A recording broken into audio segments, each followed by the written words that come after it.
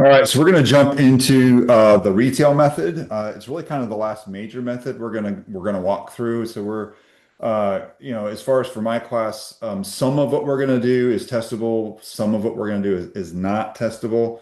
And so I'll try to highlight that, sort of like, hey, this is kind of beyond the basic stuff, but I'm setting up a timer too because I don't want to. This could be go long, and I want to kind of make sure that it's reasonable. So anyways, let's kind of jump into it. So it's another estimation method. And it's another situation where, we're not doing a physical count.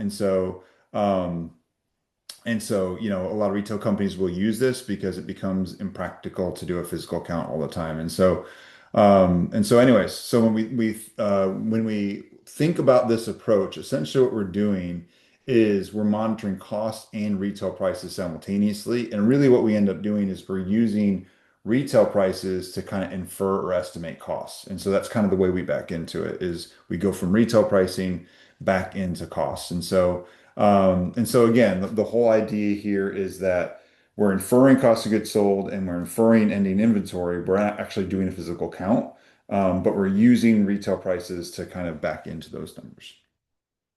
All right, so here's an example here. So we've got beginning inventory purchases, which gives us, of course, goods available for sale. And notice that we have a cost column and we have a retail column. So everything in here, this is how we're tracking things at cost.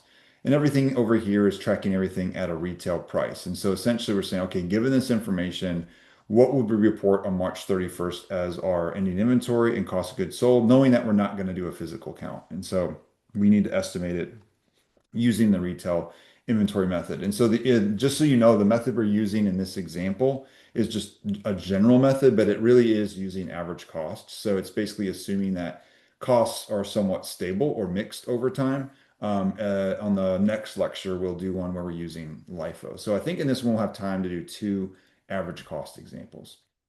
All right, so again, the first step here, again, we're getting information about the retail value of our inventory in order to um, ascertain things about our estimated costs. And so the first thing we're going to do is calculate our estimated ending inventory. And the way we do that is just simply we take the goods available for sale and we subtract our net sales. And so at a retail value of the goods available for sale minus what is, of course, the retail value of the sales that we made. And so that gives us the retail value of the inventory of our ending inventory. Again, this is an estimate based on the retail value.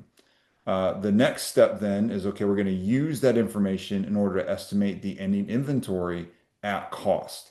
And the first step in doing that is we need to calculate a cost to retail percentage or cost to retail ratio. And using the generalized method or the average cost method, we make that comparison or we calculate that cost to retail ratio at the goods available for sale level. So notice that, we have beginning inventory net purchases and we can compare cost to retail at each of these levels. But when we're using that average cost, we do it at the goods available for sale level, which mixes both our beginning inventory and our purchases. And so we're going to use that ratio that we calculate as 0.6584, which is just the cost over retail.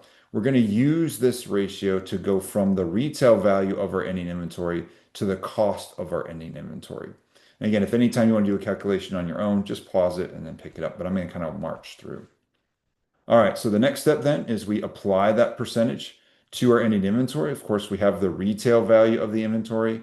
We apply that percentage, and now we have the estimated cost of that ending inventory of 58,400. And then the last step, hopefully it's not too hard. To get your estimated cost of goods sold, you simply take your goods available for sale or the cost of goods available for sale minus our estimated ending inventory. So that difference then gives us our estimated cost of goods sold.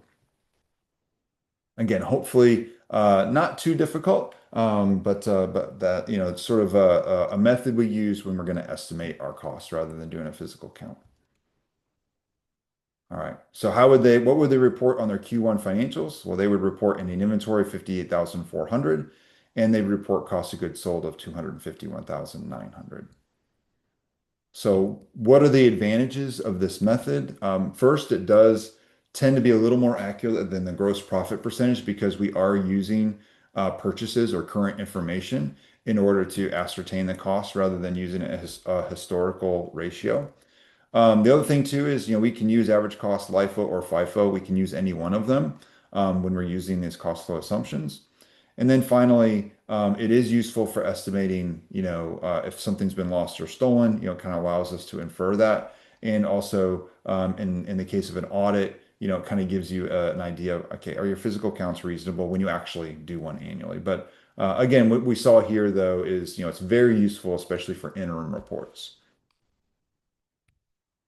All right, so now we're going to kind of do another example of the average cost retail method, but we're also going to apply lower of cost or market. And for my students, the lower of cost or market part of it is not on the test. We're not going to test that. It's a little bit of a stretch. But the first part of it is just another example of what we just did. So hopefully this second example is much easier. Now, this additional distinction here is really useful when we're doing the lower of cost or market piece of it. We really don't need this information in order to calculate the inventory before lower of cost or market. And so we're just going to kind of walk through that.